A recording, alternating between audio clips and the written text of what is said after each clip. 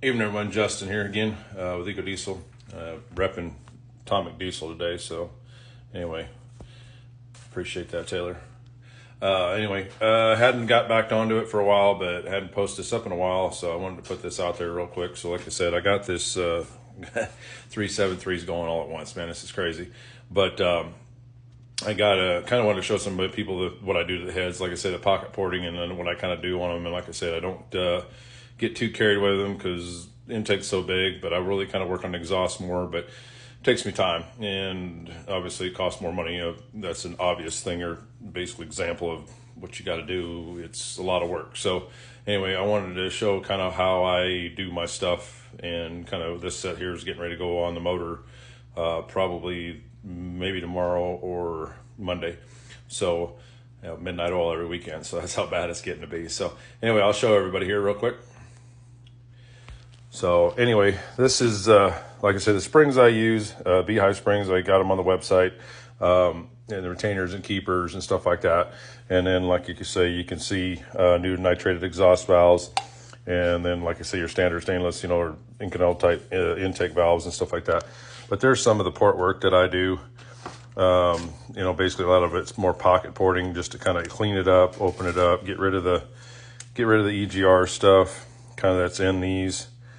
And I'll try to get a better angle of the camera there, kind of getting a glare. But I just wanted to show kind of what I do. Some people do it different, some do it whatever. This is the best thing I've had for advantage. And then I obviously unshroud my valves, and on the combustion chamber side of the engine, or the block side of it. So, but yeah, this kind of gives you an idea of what I kind of do. I don't get too carried away in the intake, but I really work on the exhaust more than anything. So these will turn out really nice. And like I said, they really cleaned up good. Pretty impressed with how they did. Like I said, I got all new guides in these, new valve guide seals already in there. And, I don't do a whole lot with the shape of the valve. Not really seen a whole lot of an advantage with that. I do tip them. I do get the valve set, or the recession in the valves.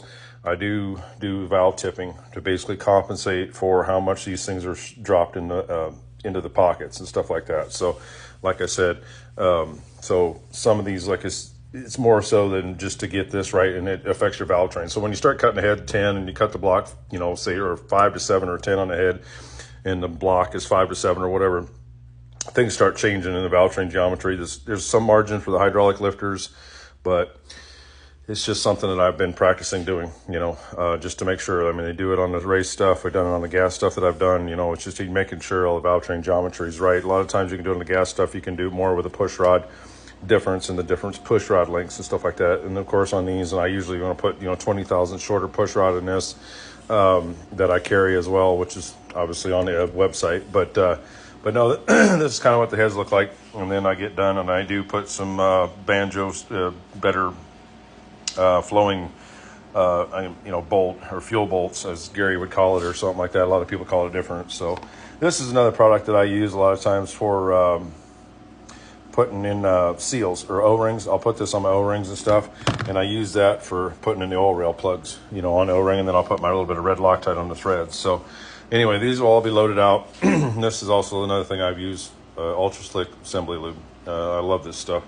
They used to have a green over at Clevite that made, and that stuff was really cool. And I haven't been able to find that again, but that was probably 8-10 years ago when I was using that stuff. So, but anyway, just wanted to show, got a little bit of, moisture surface rust here from when I was doing the porting and stuff like that from the compressors, obviously doing its darndest to keep itself from getting moisture in the system, but they turned out really nice. So, but yeah, anyway, just want to let everybody know that show or whatever I got, like I say, and these things, babies, should be ready to go together. I'll probably put them together tomorrow, and be ready to go on the motor. And this one will be getting ready to get shipped, gets a coat of paint on it. This is the one that's got the cool cherry wood front cover, so that I did a while back. So I'm looking so forward to getting this thing together, get it back to Austin. He's looking forward to it. He's going to have a really cool setup. He's putting this in his truck. I think it's an older OBS 97, maybe 90, yeah, something like that. He'll have a really cool ride. So anyway, hope everybody has a good evening, good weekend, and I guess I'll sign out. And don't forget to share, like, subscribe, the YouTube channel. I'm going to cross post this over to the YouTube channel as well. So that's all I got. I hope everybody has a good evening. Thank y'all.